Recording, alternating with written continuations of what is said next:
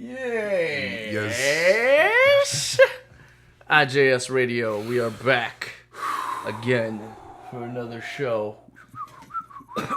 Episode 23, I believe, in our chronological thing, from what I've 23. Uploaded. And this will be the most deeply... And today is 6/18/2013. A lot of 3s and 6s, and 18 is 3 6s. And, it's a numerological day. And, the new Jigga album drops July 4th. And I was reading about fools talking about how he's brilliant because it's like the solar lineup and the sun is going to be in line with Sirius. And that day is like a special thing. But yeah, we all know it's a special day. Yeah. But today's a dark day, right? Because it was today that journalist Michael Hastings was removed from the Earth plane. Right. Car accident in L.A., allegedly. I mean, L.A., it's L.A., yeah. You could say accidents happen all the time. Just like people could say, like, oh, he was old, you know. Well, this guy wasn't old, but, you know, I'm saying, it's always, people always think the most obvious thing. It's L.A., so obviously it must have been a car accident.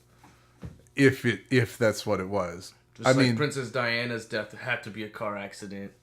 Well, the driver was drunk. JFK Jr.'s death had to be an accident to, the plane crash. No, but obviously a car accident in LA is a common occurrence. And so that in and of itself is not the suspicious thing, but what is, I'd imagine, is just who this guy is. That's what makes it very... He's the guy that outed General McChrystal. McChrystal meth. Got him fired. He's a pretty dangerous, rogue journalist. To the establishment, Obama or otherwise. Yeah, very Breitbart-like in a left-wing sense. But see, Breitbart, it was more obvious that there was a conspiracy with Breitbart. Well, Breitbart just died walking down the street from a restaurant. But he died the day that was allegedly going to be that big day that he was going to release all this big information, right? But with Hastings, he's like, it's not as obvious that it's some kind of conspiracy or assassination with that guy. Not yet, But I don't know. We'll see, man. We'll see what happens. I mean, it could be anything. This is kind of like the whistleblower season. Hastings is one of those guys that is excellent for the establishment to not have around because he will expose all kinds of shit forever. But not forever. But that's why I'm comparing him to Breitbart. Like, Breitbart ruined Anthony Weiner's career. He ended his career. Like, very few journalists are able to end like a politician's career like that. Just with the snap of a finger. Very few are able to unlive, or now they're not even live. This is just one of those things. I mean, of course it's going to be a journo, The real journos are supposed to do the people's work. They're supposed to basically be out there annoying people and making enemies. That's when you think about it. It really is a pretty...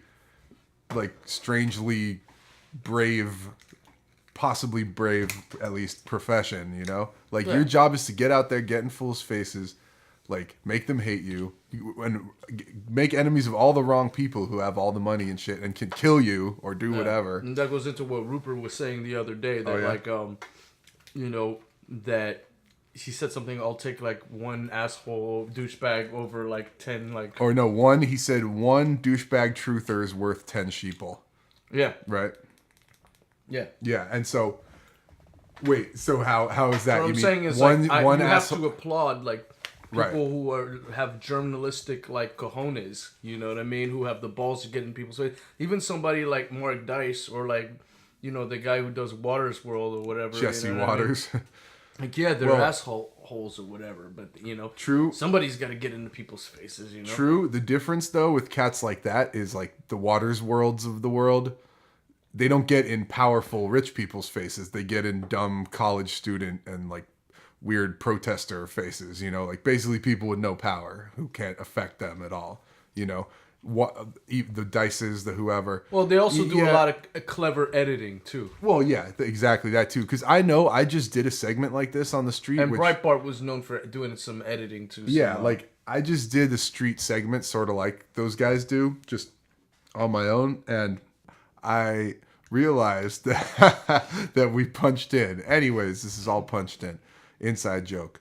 So during this segment that I filmed with a buddy, we really realized how much you can edit stuff down and make shit look a certain way. Like, because we would do 5-minute interviews with people and chop it down to 20 seconds or something in the final video. So just, it looks like this whiz bang funny, goofy thing, but really we just stopped a bunch of people and talked to them for a while. So it's like, yeah, it becomes a segment only after cutting it up and portraying people a certain way. You can make the host look bad. If all you did was take every time someone said, or like pick their nose or something on camera, and you just edited that together, someone would look horrible, but it wouldn't really be an accurate portrayal of who they are. You know what I'm saying? I guess this fucks up my whole argument of me saying that they have balls, because I guess they just manipulate shit. Someone like Hastings, some have more balls than others. Hastings didn't get out and do man on the street videos like Jay Leno or Mark Dice, but he did just write articles about fucked up shit that powerful people do.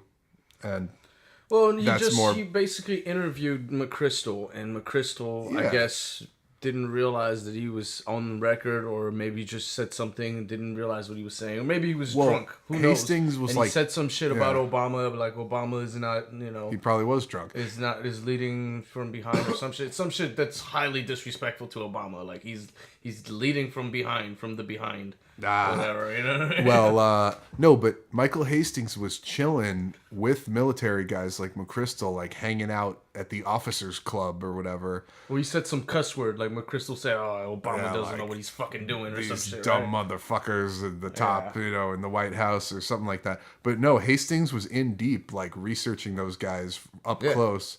He was traveling with getting them quotes and shit. Yeah, going to like Afghanistan and hanging out at bases in the mess hall. Oh yeah, you probably saw some shit. Yeah, and just got these quotes, wrote a book about it. Just stirring the pot, man. Just a pot stirring motherfucker on that Glenn Greenwaldian level. Well, yeah, we're in the season of whistleblowers right now, and it looks like we might see more of those kind of things where. Whistleblowers are getting disappeared and suicided or whatever. And this Hastings thing... Jump off of bridges or whatnot. This Hastings thing may be a message to Glenn Greenwald, a pretty direct one. It's a warning to Glenn Greenwald. It's like, watch where you go, boy. Yeah, We're watching you, boy. Like, this is what can happen. You've already done your thing, but watch out from now on. And, of course, other fools... all the guys in the same mold, like Jeremy Scott Hill and like whatever. Little wannabe Snowdens out there. Wannabe Snowdens, the young white male truth-telling journalist demographic. Right. It's a warning to all of us. Fucking... Yeah, so we know. We're going to dig into this case. We'll have more news for you on this case, in the coming weeks when we actually find out what happened. That is what Jack Blood was calling punk rock journalism, is like that fucking Glenn Greenwald style journalism. I think you're going to see more of that. That fucking, like, the ghost of Breitbart is going to, like, influence a whole new generation of, like... It's funny. Crazy journalists. Someone like Greenwald isn't punk rock at all in his look or his attitude, Like, he's a tie-wearing lawyer guy, but he's just mad... In spirit, he's against he's anti-estab, So, while, it has nothing to do with your appearance, but, that aesthetic... of just doing what you can, going hard against getting the ruling powers, getting the info out there. It still needs to be done. That's what fools don't get. Like, people think that the information just circulates freely on the internet. And don't depend on some Glenn Greenwald type motherfucker to save you. You know what I'm saying? Do it yourself. Like, yeah, exactly. Like, we're not gonna save you here. IJS is not your savior. Definitely, we're far from your savior. We don't claim to be some Superman ass fucking, goody two shoes. Like, we'll lead you to the promised land. Yeah, you gotta do it yourself. Research the documents. We could teach you how to masturbate properly. Only for our own. We can't teach you how to do you and be you. No, that is. We can teach you how to do you. Yeah, how to do. We can teach you how to do yourself, but not how to do you. Yeah. You could.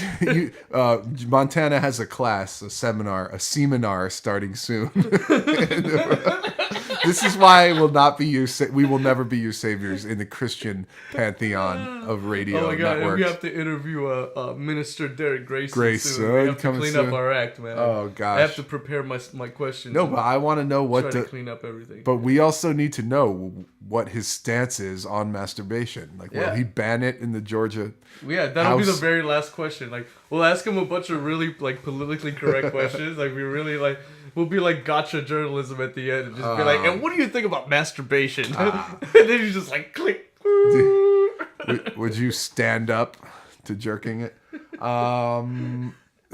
Yeah, the big masturbation lobby is very powerful in gay Washington. Yeah, no, hopefully this interview happens. The more we talk about it like this, the less likely it is, probably. Hopefully he hasn't heard our show. Yeah. And anyone hearing this obviously should go check out the Rupert interview we did that was posted yesterday now, but by the time this video's up, it will be not yesterday, whatever. But yeah, we're just talking to the biggest names out there. Some people, I mean, he's a minister. When you're a minister, you don't want that kind of talk. Especially if you're a public figure. We'll be polite until the very end of the interview. But we can mix it up, but we still have to ask him about controversial topics like the monkeys. Look at the monkeys. Shite like that. Of course, we'll have to ask him about his past controversial comments. But yeah, IJS is nationwide now. We're interviewing people across the coast. Over Skype and shit like that. It's not just local. We've had people in studio too, but now we're branching out. I'm excited about the T-Mod interview though. I think it's gonna be it's good for the country.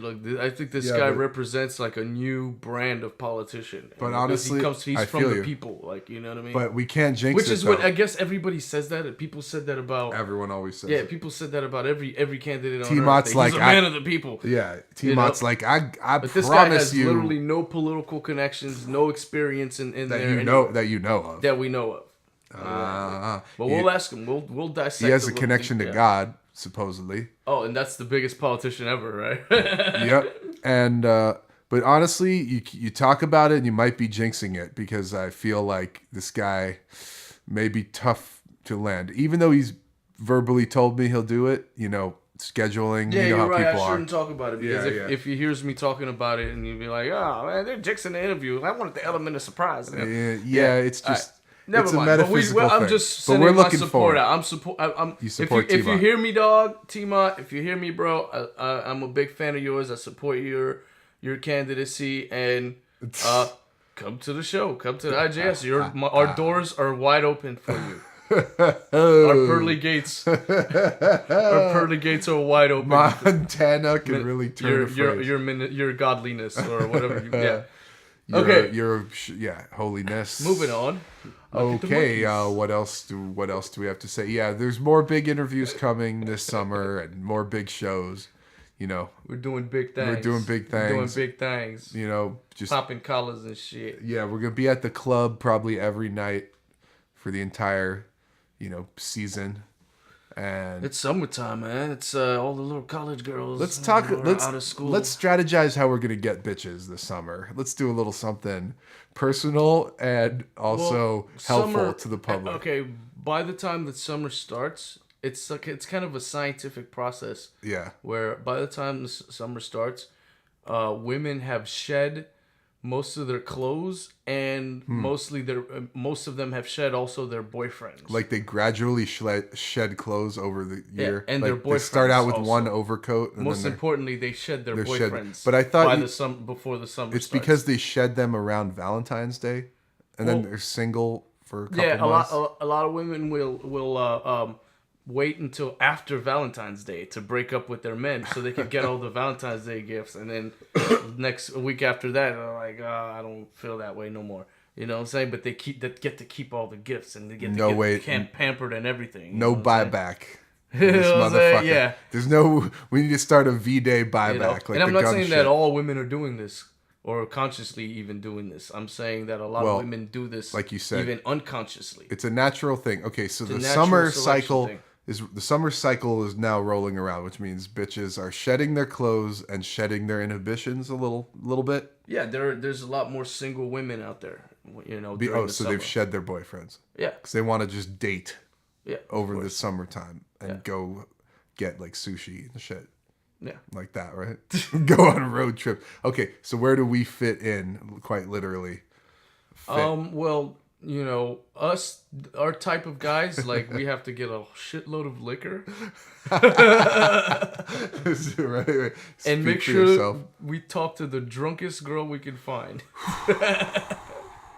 Well, and if then we have take a turns shitload, on that girl. But if we have a lot of liquor, why does it? Okay, if she's already drunk, why does it matter that we have the alcohol? They're already drunk. We just ply them with that much more until it's basically date rape. I mean, well, you know what I mean, like not that or regular rape, whatever. I'm just saying, once she sobers up, she's gonna want to drink more. You know what I mean? The alcohol is the safety net. So really, it's about knowing how to use drugs and alcohol to literally mind control people, like to keep them in a haze where you can just have them do whatever you want, right? Isn't that what dating is all about? I mean, V-Day gifts and all this shit, it's just another form of mind control. Yeah, I get you the chocolate, you're supposed to suck my dick. Right? Yeah, no, but like, have you ever been on a date where alcohol was not involved? Oh, sure, but it's always better to have it be involved. But have any of the dates where alcohol was not involved been really successful? A little bit. By successful, I mean you getting the punani. Like right afterward, not necessarily. But and I know it increases your chances. No, I mean you can go on a nice coffee date and not have alcohol, and then plan to see again. But eventually, you're going to be drinking. Extremely good game. You don't even need alcohol. You just that too. You don't even need to take her out on a date. You just fucking go to her house and bang her. Well, yeah, you know what I'm saying. Again, but if there's alcohol involved, it always lubricates the situation. Tom Likas, of course, would say no coffee dates because no one's going to fuck after coffee. I just realized I feel like we're having a Likas 101 lesson on our show. Well, we need to branch out into that market because it's a big field. There's a lot of money there, and we need to help ourselves and everyone else. Tinfoil hat wearing nerds, like we're teaching you how to get laid today. All right, we're doing something a little scholastic different because, and it's weird how we talk about no Kissinger today. We're talking kissing. It's weird how we go, kissing. We're talking kissing her. Did you see Zbigniew Brzezinski on Morning Joe with talking to his daughter and friends? Wow. It was terrific. Well, first of all, Mika introduced him and she's like, "Thanks for joining us this morning, Dad."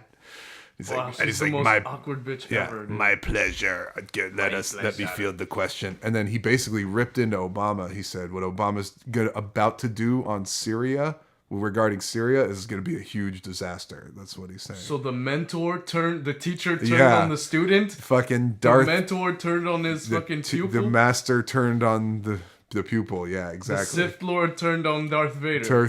Turned on Darth Blackcar. Wow. Darth Sotoro. That's big news. Obama's biggest influence in his political career. Darth Zbig turned on Lord Sotoro. Wow. Yeah. Yeah, crazy, right? So, but he said that must confuse the shit out of Mika. She was like, "So I'm not supporting him now? Okay, I'll change that. Sorry." And this fool just went off. But Zbig is all about a precisely strategic, global chessboard. Where you do about what exactly? Again? About what he's about to do on Syria. Like in other words, do in Syria? Like do some war shit. Like so he's arming Al Qaeda and he's shit. He's against arming. They're doing what John McCain wants. So he's basically like opposing John McCain and Zbig is, but Obama's not opposing him. Obama's basically doing what McCain and all them are down with, which is war, like action, funding the fucking enemy.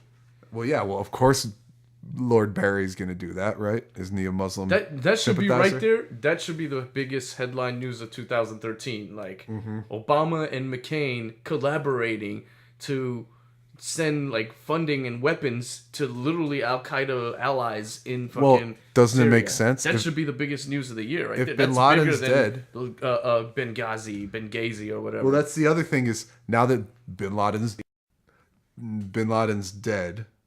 That's what I meant to say. Now that Bin Laden's dead, maybe Al Qaeda are the good guys. It's like the X-Men or something. Now that Magneto's gone, we can negotiate with these people. Like they're done. It's like you're an NBA team getting a new coach or something. Like, maybe we can trade with them now. In the X-Men mythology, Professor X dies and Magneto takes over the X-Men and becomes the leader. Yeah, I mean it's just a metaphor, or an analogy, but yeah, basically maybe the idea is supposed to be that Al Qaeda is good now and we can help them out because there's other worser guys that we're trying to fight. I don't know, super duper.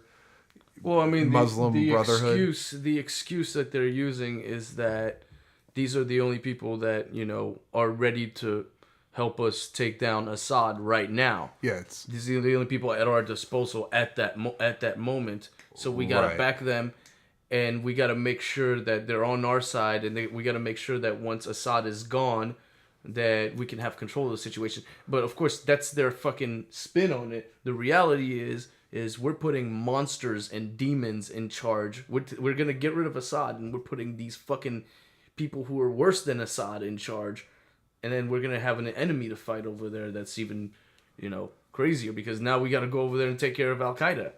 Well, yeah, I guess dictator Trump's evil terrorist group and the global chessboard monopoly thing. But it's the same. Remember, when they were what was his name? Hosni Mubarak. Remember that guy, the dictator of Egypt? Like, he was this big Obama. Evil guy that he had to go, and we had to support the rebels to like take him down and all that. Who got in there? Huh? And who got in there? The Muslim Brotherhood, right? Thank you, Barry. Of course, but they had to paint Mubarak as this like total evil guy, but he really wasn't that bad. Like he was just like a regular president. No, that's what they're moving They're moving to repaint the Middle East in charge of full like terrorist groups, not the strongmen dictators that hold the countries together that have been in power for 60 years or whatever, like Mubarak was, or Assad, like his dad was. But these guys like Assad and Ahmadinejad and Hosni Mubarak or whatever, these guys are like nothing compared to like Saudi Arabia and Israel and China and Russia. You know what I'm saying? They're like a teardrop in a bucket. They're not nothing, but yeah, Pakistan, they're the ones that are easily fucked with right now. That their relationship is easy to just explode. No pun intended. We're worried about Syria having nerve gas. You know what I'm saying? When Pakistan has fucking nukes and Pakistan has way more people that hate America than fucking Syria does. Yeah, well, apparently George Clooney grilled Obama recently. At like the correspondence star of Syriana, dinner. too. Yeah, exactly. He got him like backstage at the correspondence dinner or something. We got one-on-one with Obama. It was like, hey, listen, what keeps you up at night? Like, seriously, what really bothers you in the grand scheme of things? And like Barry tried to deflect it, and he wouldn't say. And then he was like, no, come on, tell me. And Obama said Pakistan. That was his when he ran deepest fear, darkest fear. When he ran in 2008, he was on a big anti-Pakistan platform, and as soon as we got Bin Laden, like that's it. We didn't bother Pakistan anymore after that. I mean, we did bomb them a little bit more after that, I think, but we're not like we haven't like totally like fully engaged war against their government. You know what I'm saying? So Well, no, but we got the point still technically an ally. We're making a bulwark. America with Israel and everything have to have these permanent forward bases in the Middle East, which is why they've uprooted places like Iraq and shit, and they can build these giant mega bases there. So now, but see, all these Al Qaeda guys that we're arming in Libya and in Syria, they're not from Libya and Syria. They're from Saudi Arabia, Pakistan, and a lot of them are from other countries, maybe like the Sudan or whatever. and maybe a few of them are from Syria and Libya, but most of them are from Saudi Arabia and Pakistan, and those are allies. Those are countries that we consider allies, but those are the countries where we have way more anti-American jihadist, Al-Qaeda activity. Yeah, Syria also shares a direct border with Israel. It's right there, which makes it in the super target zone. They've already done shit with Lebanon. Yeah. That's also a border of Israel. How does it make any sense for us to be going around the world in every country looking for Al-Qaeda, and then at the same time funding Al-Qaeda in some countries? Like we funded Al-Qaeda against the Koni's Christian militia in the Sudan. We funded Al-Qaeda to go against Gaddafi. Now we're funding Al-Qaeda to go against Assad. Like, are people eventually going to put two and two together and realize that Al-Qaeda is really like an arm of the United States military-industrial complex? Oh, that would be too much that to it's a think. Very that Al-Qaeda is a very necessary component of the military-industrial complex, that this military-industrial complex cannot really survive without Al-Qaeda. Right. If you really think about it. You need an enemy if there isn't one. Yeah. So we fund them, we arm them, we put them in power all around the world, and then we have an enemy to fight all around the world, and we have an excuse to have our troops all around the world. Yeah, and then we're like, it gets to the thing where we're decimating Al-Qaeda. We've killed 60 out of 62 of their leaders, And then we see a picture of John McCain with a bunch of guys who turned out to be Al-Qaeda guys. You know what I'm saying? You seen that picture? Yeah, and you know what? It also came out right about the time where Toronto Mayor Rob Ford was chilling with like hood-ass fucking crack dealers. Yeah, yeah. Maybe it's the same actors, all of them. Yeah, I mean, same green screen and shit. Yeah, breathe on the mic. This has not been the most... You just keep going. It doesn't matter. We're punching in. Okay. Like, people don't notice unless you're, like, pointing it out. All right. Like a douchebag. Why is Johnny Macaroni and Cheese supporting terrorists? Because people like to go outside their comfort zone a lot. That's what happens. And, Well, he wants to feel like he's supporting the rebels, He wants to feel like some sort of Ronald Reagan-esque type of person, how like Ronald Reagan supported the Contra or whatever. We need to have a war soon. Not that there's not already shit going down, but we're now halfway through 2013, so the second half of 2013 has to be like kicking, It's got to be balls deep, like special sauce, like all kinds of crazy shit. I mean, the last half of 2012 was nutty, dog. I mean, you had Sandy Hook, an election, Mitt Romney, that whole all kinds year, of shit. I think 2012, the entire year of 2012 was filled with unprecedented numbers of mass public shootings, and I think even 2011 and all that. Aurora. I mean, there was Aurora, there was that Sikh temple shooting. Mm-hmm. There was a lot of shootings blamed on the AR-15. Unusual numbers of shootings blamed on the AR-15. Unprecedented, probably. And why the AR-15? Coincidentally, Feinstein had been working on a bill for a couple of years now to ban the AR-15. And what a coincidence that's the weapon that all of a sudden everybody decides to use in a mass shooting. You know what I mean? Hey, allegedly. Yeah. So we hear and think. But is it going to be more global shooting now with different wars, or just more mass shootings in the home front? We're going to keep seeing shootings until, that's what they want to do. They're going to say, how many Sandy Hooks have to happen until we finally pass a sensible gun bill. You know what I mean? So they're going to keep doing this. If these are really our false flags or crisis actor drills or whatever, they're going to keep doing them until finally people are scared enough to all get in line into this gun control thing. Well, yeah, it is round 2. Round 2 has started in the gun control debate, right? Yeah. They're doing, because it was the 6-month anniversary of Newtown the other day. Yeah. And like all the families are back and everything. Yeah, and I've never seen any. And I'm sorry, like if these Sandy Hook families, if they're really experiencing a real loss, I'm sorry for them. But if these guys really are crisis actors, they're not doing a really fucking good job, because they look like they're totally being exploited by the gun control lobbies and being used as just complete actors. Like, they're just literally like blowing their cover right now. If they're they're not doing a great job, because they're exploiting this tragedy. It's like, why would you want to exploit the death of your children for a political Well, what else are you gonna do? You can't just sit back and do nothing. You have to do something. I know they're probably. Do they think that it's going to repair their pain and like just like bring their child back? Something like that. Dude, feel like they're doing something. That's how it works. I mean, you know, if you get fucking Alzheimer's disease, you want to like fund charities that look for a cure for Alzheimer's. You know, if your kid gets gunned down, you're gonna want to get involved in like probably some anti-gun shit. But I mean, this is not.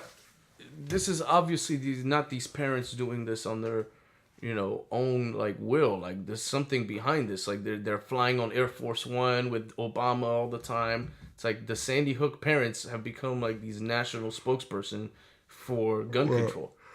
Not all of them. Apparently, some of them are pro-gun, but they're key allies. I mean, it's now they're bringing it back. I mean, maybe 2013 is the year where real gun control passes and the true disarmament begins. Because it's hard to talk about it, because no one wants to argue against the fact that, yes, the death of 20 children is a lot more horrible than the death of like 1 million adults, I guess. You know what I mean? Yeah, I mean. But people don't think about, what about the children, innocent children and women that die every day from drone attacks all over the world, huh? Ooh. No one wants to talk about boom, that. You made your point. No, Mr. President. Mr. With your President. fake crocodile tears. Aha, we know his Al Green crying singing. Over the Sandy Hook kids, but not crying over them Pakistani kids and them Yemenis kids. Is that an Al Green Libyan song? Kids. Crocodile Tears? Afghan kids. Huh? I said, is that an Al Green song? Crocodile Tears? No, but it could be. Sounds like one. I'm so in love with Jews. What? I didn't say that. That was Scott Sycamore. He's Jewish. No, it wasn't. No, but he is in love with the drones and the clones and all this shit. But look, they're getting there. The only time Obama's ever been pissed was where he said, "This is round one." This is round one with the gun control shit, where he had all the. I don't know. I think he acts pissed all the time. No, I mean, he was pissed at that. Look. He was pissed at that, but now round two's commencing a little bit later, and he's gonna get passionate again. It's gonna be fiery. All right, so we're past the half-hour mark, but let's just keep doing it until this thing stops, because it's gonna cut us off. Do it till it stops. Stop. Hey, the new Daft Punk. It's 9/11, huh? Oh, moment of silence. Okay, there it was. We're back. All right, it's still 9/11, but yeah. Well, Daft Punk has a new album, which a lot of people are very into. I heard at least one song which was embarrassingly bad. I have to say, like, there's no excuse for it. You're not into that. I think that kind of music is so gay, like. But it's French. You know about French. You should have some sympathy with that. I haven't lived in France in 20 years. Yo, dog, it's in your blood. They're the most popular Parisian. There's a lot of aspects of French culture that I respect and I preserve, but Daft Punk is not one of them. All right, so the new Kanye Yeezus dropped like today or yesterday or something. Yeah, it's 10 tracks of just raw fury. We took a little listen to it earlier, cutting through the tracks. Every track is like 5-6 minutes long. There's all these keyboards, and it has this real fake epic sound. It's like you can feel the weight of his own, like his ego, wannabe epicness, like just crushing his shoulders. Yeah, it's like only 10 tracks. Is it torture? I mean, it doesn't sound like torture, but it's definitely, some floppy shit. I don't know how to describe it. Like some pretentious.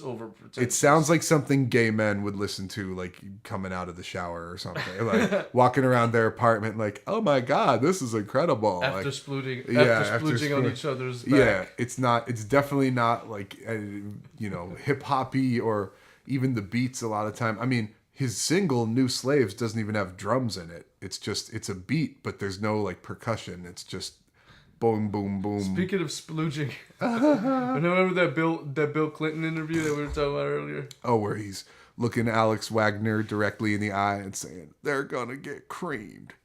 He said, if you're not careful, and then he looks at Alex Wagner, you're gonna get creamed. You're gonna get. He's like, politically, it's not a good move to make, but yeah, if you do it, I will see that you are creamed in both of your eye sockets. But classic. Yeah, he's just so. Bill Clinton is that weird mix of like overly serious, yet like we know he cannot contain his pervertedness. Yeah, like he's overly serious, yet he has this party animal vibe. But I've noticed as he's gotten older, he's gotten a lot more neocon-ish in his demeanor. Dog. He used to be like this jolly, chubby, liberal or whatever. And now he's like this thin, intense, staring, but still party animal. Like he always gets pictures taken with porn star looking chicks and hot chicks and does interviews with hot journalists. Dude. Like he's still Clinton, dude. Clinton has never. But he's a more overly serious. He's like Clinton. the least flip floppy like president we've had. Like no way in our lifetimes. But he did question what the definition of is. So he really got down in there. He just questioned it, that's all. I know. But basically, yeah, he's definitely over serious, but people will always remember him. No, when I say he's the least flip-floppy, I mean least flip-floppy in a political sense, not in any other kind of sense. Like a hangout sense? Imagining, like anything that might be hanging down and flip-flopping around. Oh, come on. Yeah, well, people will forever associate him with being this sort of party animal, get a blowjob at your desk, eat pizza, eat McDonald's, smoke weed, play saxophone. Well, supposedly smoke weed. Fuck fat bitches. Yeah, all that shit. He will never live that down, even though he's now trying to be this CGI Clinton Global Initiative computer graphics. Yeah, he's the future. Ass mother. Yeah, he's talking his fucking chopping game with Chris Christie and shit. Yeah, he's like the Michael Bay of politics. He makes these big just explosions everywhere. He is, yeah, CGI. A lot of exactly. Explosions happened during his administration. His contribution is CGI to his field, just like Michael Bay. And yeah, and he'll have the big globalists up there to talk with him and fucking, he's the stroke DreamWorks each other. Of the New World Order. He's the what? The DreamWorks of the New World Order. DreamWorks? Yeah, exactly. That's all they do is CGI. He's the Pixar DreamWorks of Pixar. Of globalism.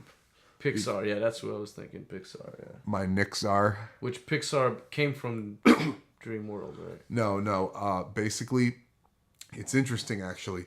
Steve Jobs, he started Apple, and then he got kicked out after like 10 years. The board of Apple kicked out Steve Jobs for like 8 years or whatever. Right. And that was in like the early 90s, right? Because Steve Jobs was a bitch.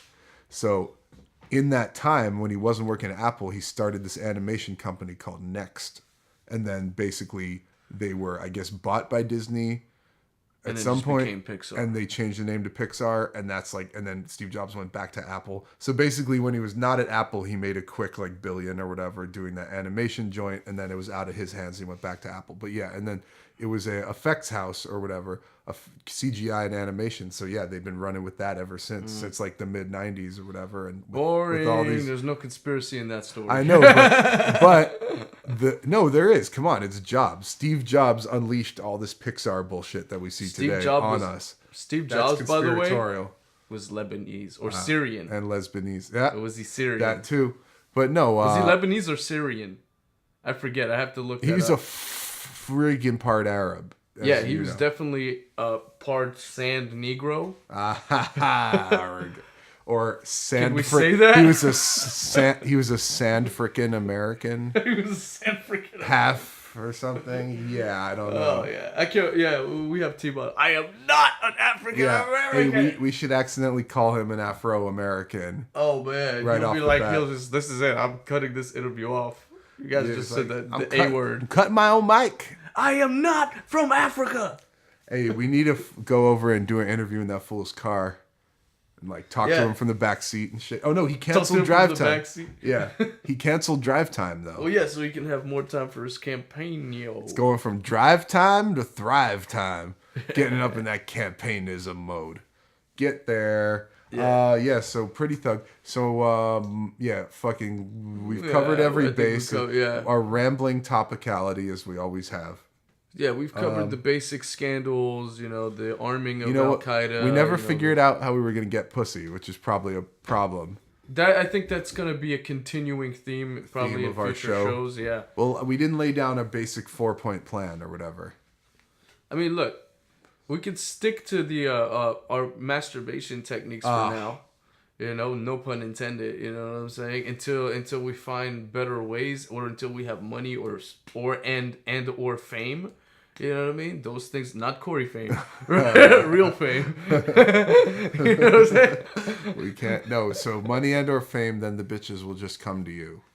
Yeah, or just prestige. Why do you think we do this IJS radio shit? You think it's to get info out there? The truth is, there is no one combination method to getting pussy. There's just many different factors and mood changers and keywords. Rohypnol. No, I'll tell you one thing that I've learned that works is when you're talking to the girl while she's talking to you, or when you're talking to her, don't look in her eyes too much. Look at the mouth. Look at her mouth. Yeah. Okay, so you look at the mouth, not the whole time, but I learned that from some shit on the internet. Wait, but hold on. But you look at the mouth. It works when you're sort of closer, like when you've talked for a while and maybe you're talking some more and you're trying to make out with her or whatnot. That's when you start looking at the mouth, right? You don't just look at it all night or alternate. Yeah, you just first of all, you don't even want to be totally fixated on her the whole night, because that'll creep her out. You sometimes want to turn your head and look at something else, to make it look like you're still alive. You know what I mean? But it don't matter. You're not lost in her. But when you get lost in a girl's eyes, that looks kind of creepy to her. Lost in your eyes. Yeah. When you get lost in a girl's mouth, but it doesn't matter. That's something you want to be anyway. It doesn't matter. You want to get lost in her mouth. Right? Lost between her thighs, not in her eyes. We're too broke anyways to take chicks out all the time, so it doesn't even matter. We can't have. But that's why we have to learn the Tom Likas survival pussy techniques. No, but even with Tom that Tom Likas shit is about getting poontang without having to take bitches out on still dates, says you have money or he fame. But he still says don't spend more than $40 on a date. So if you spend $39 on every date, that means you can spend $0 on a date if you have good game. That's true. You know what I mean? The better game you have, the less money you'll have to spend. And if you have good game, nowadays, you don't even have to spend any money. You just have to be good, you have to. But the chick is always going to want something: a drink, a coffee, a fucking hot dog, to be driven somewhere, go somewhere, go to a concert, something like that. So just buy her one drink and just But then she won't be fucked up enough to do something. Good. Oh, can you check the computer, by the way? Then buy her another drink or something. It's just buy her another one. Okay. The thing is, if you have to, the more drinks you have to buy her, the more it means your game is not working. You know what I'm saying? So if your game is good enough, you should only have to buy her one drink, or maybe two. You know what I'm saying? So game is very important. Yeah, if they're too strong ass drinks. Because you could be buying her drinks all night and be buying her dinner all night and not get any poontang at all if you have no fucking game. Yeah. Game is the key element. A lot of guys substitute buying drinks for having game. They think if they just ply these chicks with drinks, they have a shot. But a lot of the times they're just spending mad dough on drinks, and then the bitches walk away, or their friends get in the way. Yeah, or... Lycus says the limit should be $40. The limit is $10 for me. I'm fuck this. In John world, it can be 10. But yeah, he just says, I guess for anyone, because he's assuming his listeners don't have a shitload of money. A date doesn't have to be taking a girl out for a drink. A date could just be coming over a girl's house and coming in her face. But it could, but it takes a special, shall we say, type of chick to even allow that. You'd be surprised how many girls don't like having to deal with all these little extra things. They just want dick, and that's it. Come on. You come over, and you're out. But chicks want to be wined and dined and want this image of a real relationship and all this shit. They say they want it, but when they have that, they can't stand it. They get sick of it. They get tired of it. Trust me, I've seen girls that are being fucking babied and puppied by their boyfriends, and they get so sick of it so quickly, and they cheat on these guys. Yeah, they're always gonna go fuck the mailman or whatever. Yeah, they want a guy. Sometimes it's not about how much money the guy has, but also, like the size of his penis. Ooh, and also if the guy acts like he's got a big one.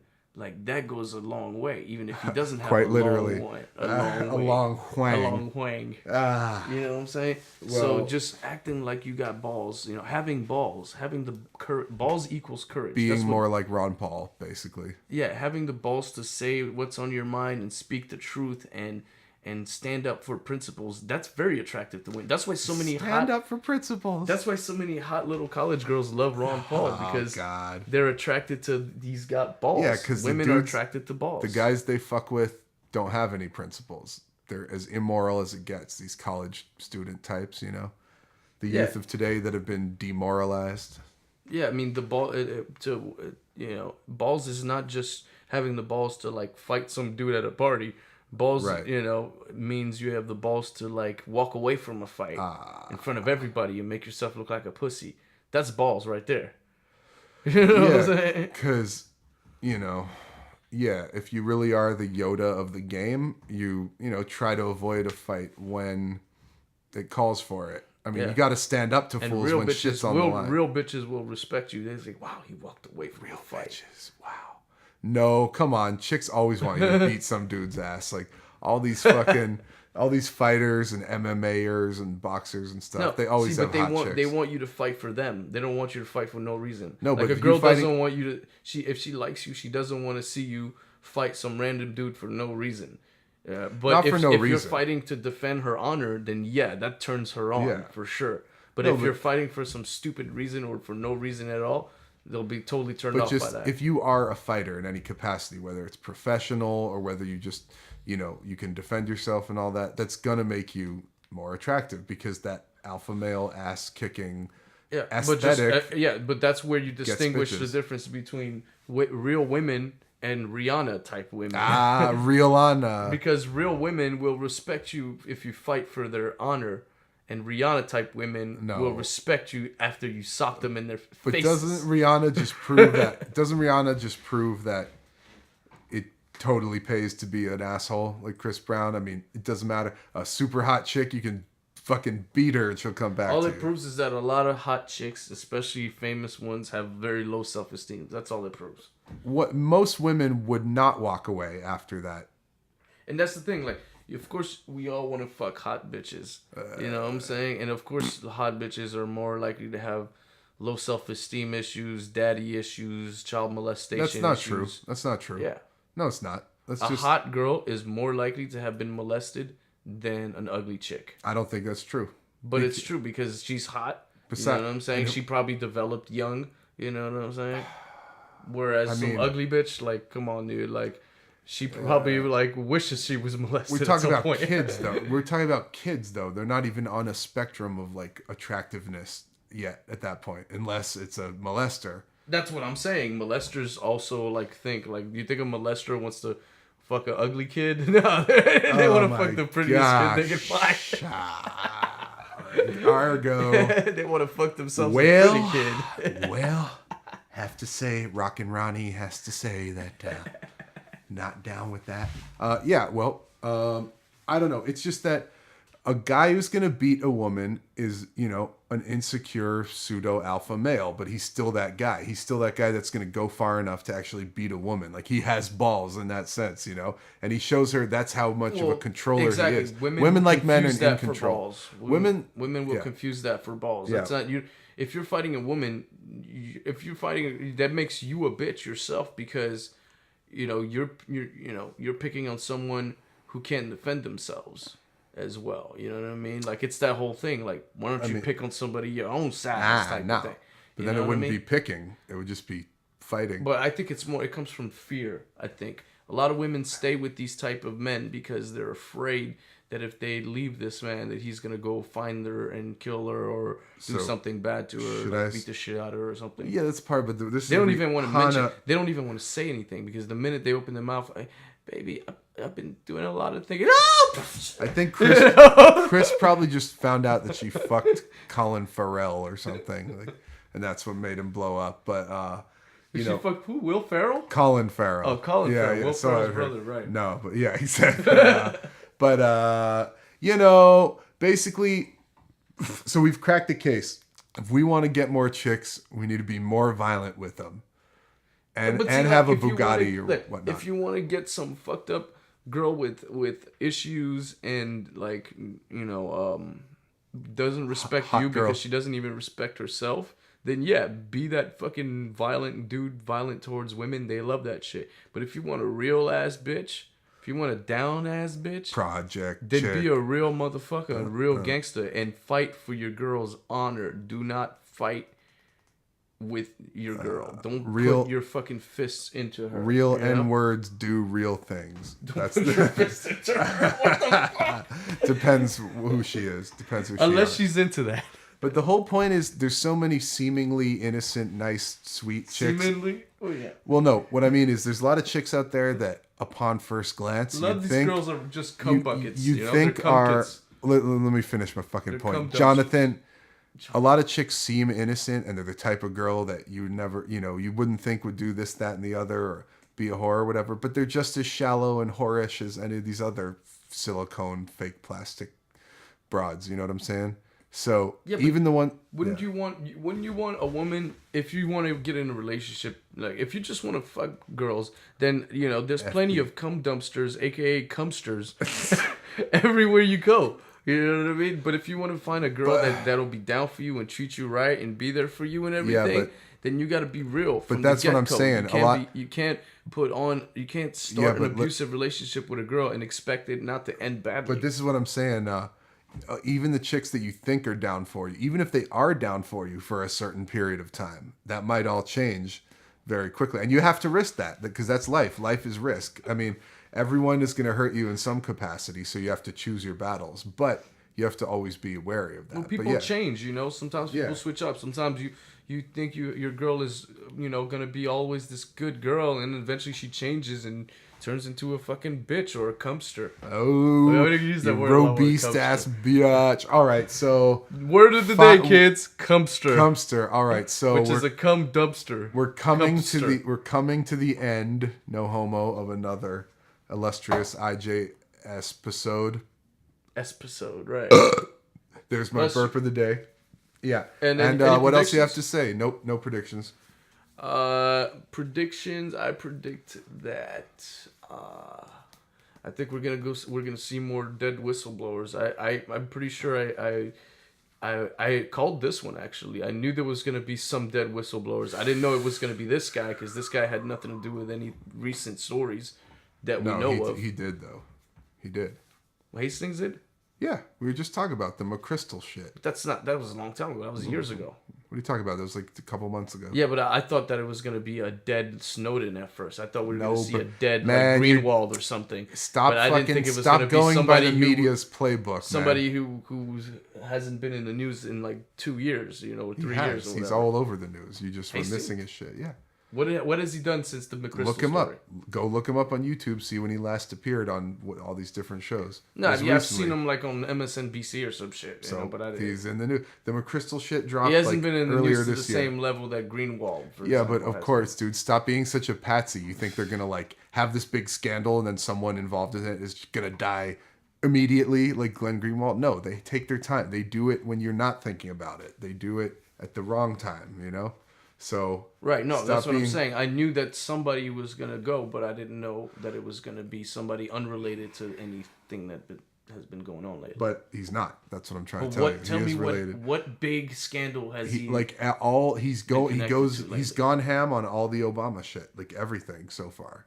Not even just the recent scandals. Just everything. He hasn't broken anything like he did with. Not necessarily, but again, what was he working on? He's written books. He's written articles. He does shit. He looks into stuff. He's like any of these other guys you want to mention. Like Hopsicker or Gary Webb or... I mean, I don't know that much about him. All I knew about was the McChrystal thing. That's all I knew about him, that he works for Rolling Stone. I guarantee you he's involved in other stories you're not quite aware of. But yeah. But then I would like you to present to me these stories so I can be enlightened. We will get there. I predict... So we'll talk about Hastings. Was it Hastings or Hastings? Hastings. I predict I will be receiving mad money and pussy very soon because predictions come true, and I'm trying to make that true. You too.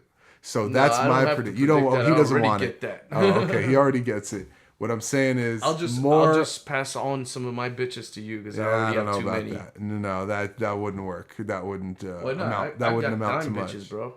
My bitches are hot. Tell it to the listeners. Yeah, no, you ain't passing on. I ain't taking no fake ass sloppy seconds. But I'm saying. I got all that. I'm trying to get more. My prediction is, we taking it to the top. I'm going to have dreams fulfilled. I'm trying to use the secret predict here. that I will help you get pussy. All right, here we go. IJ.